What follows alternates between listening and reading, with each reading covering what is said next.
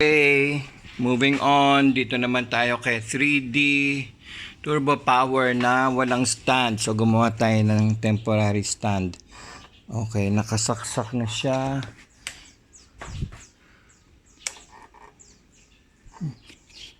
May umuugong.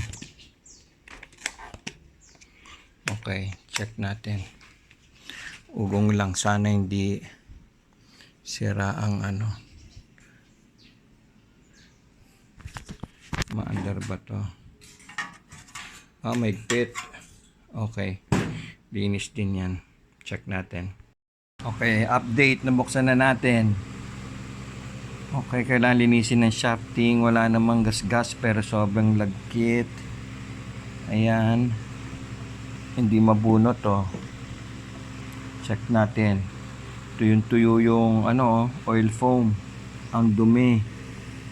Itong makina. Yun nga, dandanin natin. Sige. Bunutin ko muna.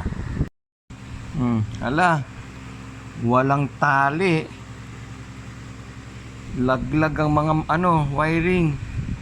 May patid dyan, sigurado. Ako, mahirap to.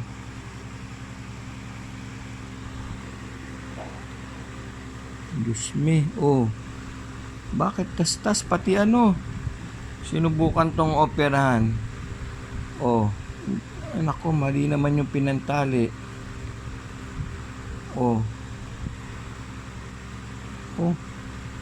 Good luck. Malamang palit makina nito. Okay. Putol agad isa pa doon Tapos ito, alam ko makikita. Iisa lang ang wire. Dapat yan, dalawang wire niyan. Isa lang nakasukbit.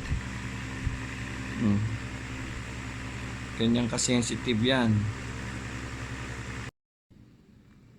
Kalawang na yung sa harap. Yung sa likod umubra pa. Kasi nabunot na yung bushing, kinalawang dumikit na dito. Pipilitin pa natin tanggalin yan. Grabe. Halos hindi matanggal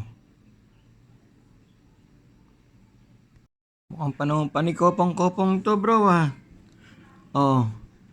luma na yung foam niya. Palit tayo oil foam, palit tayo ng bushing, palit tayo ng ng washer, ng spacer. Dagdagan natin ng mga washer. Okay, game. Yan, bago na bushing ang oil foam at puno na ng oil. Kailangan salpak na natin, makita kung tatakbo. Yan na pala. Bago na shafting.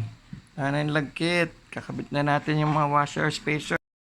Part 2 ng 3D electric fan industrial. Nakabili na tayo ng bago ng stator. Ayan yung capacitor niya. Mga tornilyo niya. Malinis na lahat yan. Shafting. Nilihan natin mabuti yan. Mga spacer niya. Reglado. Adjust pa natin yan. Okay na ang mga bushing. At saka oil foam. May oil na yan. Pinalitan natin tong sa sa likod, sa harap sa harap at yung sa likod. Malinis na lahat. Yung switch nakabit na na natin, nalinis na natin, nakabit na natin. Yan ang niyan, wiring. 1 black, 2 blue, speed 3 white, red common.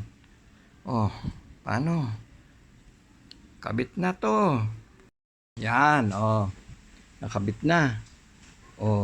Bagong-bago yung makina, copper yan. Tignan mo yung ganda ng spacing freewheeling Okay, likod. Yan ang mga wiring natin ko-connect sa capacitor tsaka sa speeds and common. Teka. Baka natin. Diba? Malinis, maayos. Parang bago. Okay, kakaiba lang nga lang to eh. Tapos hindi nasama yung stand. Kaya meron tayong pang ano dyan. Pang stand. Oh, wiring na natin to. Ayan, oh. Nakabit na. Capacitor. Naka-wiring na. Oh, nakasaksak. Testing. Number 1. Oh, lakas. 2. 3. Ayos na to. Oh, takpan na to. Kabit na. Sasara ko na. Maayos ang wiring niyan ha. Naka-clip. Oh. Naka-clip ha. Naka-tape. Okay.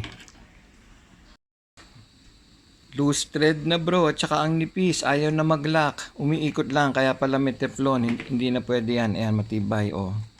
Palit tayo niyan. Oh, paano di? Present na natin tong 3D Turbo Power Air Circulator Fan. Okay, nagpalit makina niyan. Oh, capacitor. Tingnan mo kung gaano kalakas. 1 pa lang yan. 2. Turbo na talaga. 3. Oh, lakas. Turbo yan. Oh, 1, 0, 1. Ayos na. Oh. Dito tayo marap. Oh. Yun. Maganda pala yung swing ng ganito. Talagang ano, paikot, air circulator, hindi left and right.